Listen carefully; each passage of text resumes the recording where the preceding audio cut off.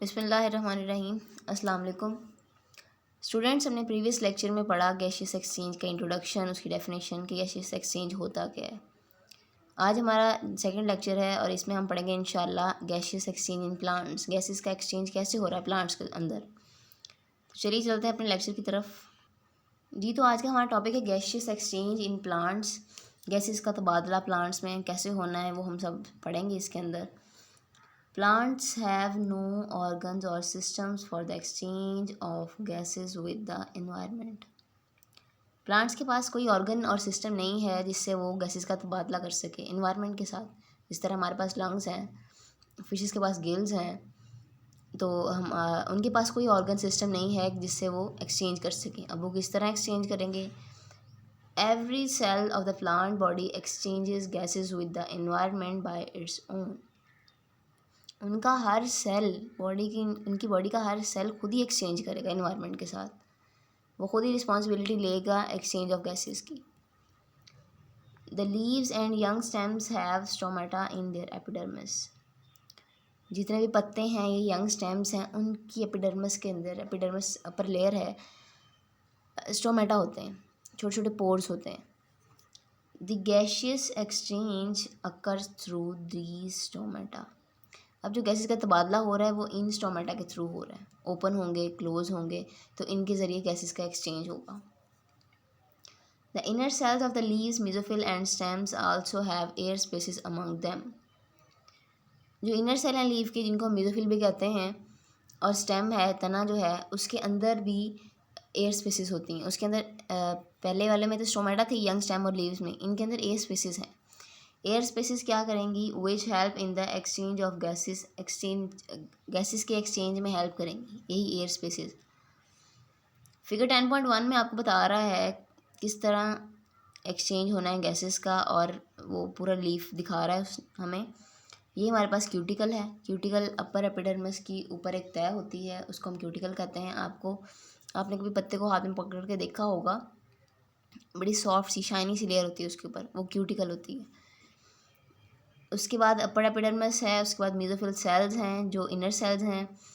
Lower epidermis दिखा रहा है, ये गार्ड सेल्स हैं हमारे पास। स्टोमा, ये स्टोमा है। एयर एंटर हुई यहाँ से, ये एंटर हो रही है, और यहाँ से एयर लीव हो रही है। गैसियस एक्सचेंज इन लीफ उन्होंने हमें दिखाया है इसके अंदर। ये डायग्राम भी आप लोग करेंगे साथ में। बॉक्स पे आ जाएं, ऑर्गेनिजम्स रिकॉलिंग पे। Organisms need energy in the form of ATP for their activities. Her organism को एटीपी चाहिए अपनी एक्टिविटीज़ परफॉर्म करने के लिए। हमारे चैप्टर की फर्स्ट लाइन ही यही थी कि एटीपी रिक्वायर होती है। एटीपी मेन कैरियर है एनर्जी का। नेक्स्ट है, in young stem and leaves some gaseous exchange also occurs through the cuticle which is present over there epidermis. ये क्यूटिकल जो लेयर दिखाएगी ये आपको कुछ, वो कह रहा है कि कुछ यंग स्टेम और लीव्स ऐसे हैं जिनका गैस एक्सचेंज क्यूटिकल के थ्रू भी हो रहा होता है, जो कि प्रेजेंट है अपर एपिडर्मिस के ऊपर। नेक्स्ट है हमारे पास leaf cells face two situations. अब लीव सेल जो हैं, पत्तों के सेल हैं, उनको दो सिचुएशन का सामना करना पड़ता है डेली। एक डे टाइम होता है और एक नाइट टाइम होता है। डे टाइम में वो क्या करेंगे? During the day time when the mesophyll cells of the leaves are carrying out photosynthesis and respiration side by side, the oxygen produced in photosynthesis is utilized in cellular respiration. Day time के दौरान क्या हो रहा है? when mesophyll cells of the leaves are carrying out photosynthesis and respiration side by side. Mesophyll cell जो हैं leave के, वो क्या कर रहे हैं? फोटोसिंथेसिस भी कर रहे हैं और रिस्पिरेशन भी कर रहे हैं साथ साथ डे टाइम में। याद रखिएगा, डे टाइम में रिस्पिरेशन भी हो रही है और फोटोसिंथेसिस भी हो रही है। ये कॉन्सेप्ट गलत है कि डे टाइम में सिर्फ फोटोसिंथेसिस होगी, फोटोसिंथेसिस भी होगी और रिस्पिरेशन भी होगी। The oxygen produce in photosynthesis is utilize in cellular respiration. अब जो ऑक्सीजन प्रोड्यूस हुई है फोटोसिंथेसिस के थ्रू, वो उसकी सेलुलर रिस्पिरेशन के काम आ जाएगा। आपको पता है रिस्पिरेशन में हमें कार्बन डाइऑक्साइड चाहिए होती है, तो वो ऑक्सीजन जो इसने प्रोड्यूस की पौधे ने अपनी फोटोसिंथेसिस के दौरान, वो उसने अपने ही सेलुलर रिस्पिरेशन के लिए यूज़ भी कर ली। सिमिलरली अब इसके साथ साथ क्या हुआ? The carbon dioxide produce during cellular respiration. आपको पहले भी पता है, जो जब भी सेलुलर रिस्पायरेशन होती है तो कार्बन डाइऑक्साइड रिलीज़ होती है, हमारे अंदर रिस्पायरेशन हो रही है, हम कार्बन डाइऑक्साइड रिलीज़ कर रहे हैं। अब पौधा जो अपनी कार्बन डाइऑक्साइड रिलीज़ करेगा वो उसको क्या करेगा, इज़ यूटिलाइज इन फोटोसिंथेसिस, उसको फोटोसिंथेसिस के काम के लिए इस्तेमाल कर लेगा। फोटोसिंथेसिस की इक्वेशन आपको शायद याद हो, कार्बन डाइऑक्साइड प्लस वाटर, और हमें क्या सूरज की रोशनी में हमें क्या बाय प्रोडक्ट मिलता है, ग्लूकोज, वाटर और ऑक्सीजन। ऐसे ही था ना। तो ऑक्सीजन जब मिलेगी तो ये ऑक्सीजन वो यूज़ कर लेगा किसके लिए, सेलुलर रिस्पायरेशन के लिए, और सेलुलर रिस्पायरेशन के लिए जो कार्बन डाइऑक्साइड मिलेगी उसके नतीजे में वो यूज़ कर लेगा वो फोटोसिंथेसिस के लिए। तो ये दोनों अपने फ़ायदे के लिए काम यूज़ कर रहा है वो। हाउएवर ड्यूरिंग नाइट, जबकि रात में क्या होता है, when there is no photosynthesis, photosynthesis हो ही नहीं रही, occurring, the leaf cells get oxygen from the environment. अब पौधों ने क्या करना है, पत्तों ने क्या करना है, पत्तों के सेल ने ऑक्सीजन लेनी है अपने इन्वायरमेंट से, and release carbon dioxide through stomata, और अपने स्टोमेटा के थ्रू उन्होंने कार्बन डाइऑक्साइड रिलीज़ कर देनी है। डे टाइम में वो किससे ले रहे थे ऑक्सीजन, फोटोसिंथेसिस के प्रोसेस के थ्रू। अब नाइट टाइम में वो क्या करेंगे, इन्वायरमेंट से ऑक्सीजन लेंगे और कार्बन डाइऑक्साइड रिलीज़ करते जाएंगे। आपने देखा होगा हमें अक्सर बड़े मना कर रहे होते हैं कि रात के टाइम दरख्त के पास ना जाएं, जिन वगैरह कुछ होता है, लेकिन ऐसा कुछ नहीं है। रात को पौधे जो हैं कार्बन डाइऑक्साइड रिलीज़ कर रहे होते हैं, हम भी कार्बन डाइऑक्साइड रिलीज़ करेंगे, वो भी कार्बन डाइऑक्साइड रिलीज़ करेंगे, तो उसके नतीजे में हमारी बॉडी जो है डिस्टर्ब हो जाएगी। इसलिए रात को पौधों के पास जाने से मना किया जाता है। नेक्स्ट है जी, in woody stems and mature roots, जो अब मैच्योर हो चुकी हैं जड़ें और वुडी स्टेम्स जो लकड़ी वाले स्टेम हैं, मोटे तने जो हैं, the entire surface is covered by bark which is impervious to gases और वाटर।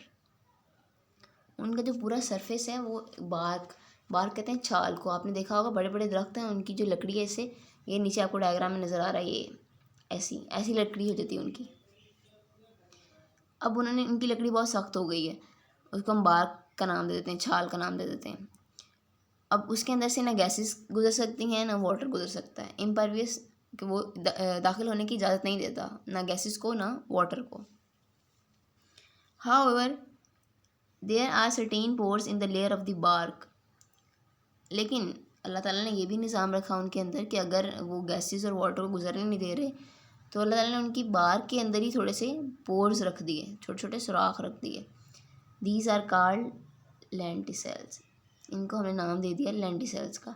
फिगर 10.2 में आपको दिखा रहा है कि लेंटिसेल्स क्या हैं। ये जो छोटा सा बॉक्स बना है ये ब्लू में, ये लेंटिसेल्स हैं, पोर्स हैं उनके।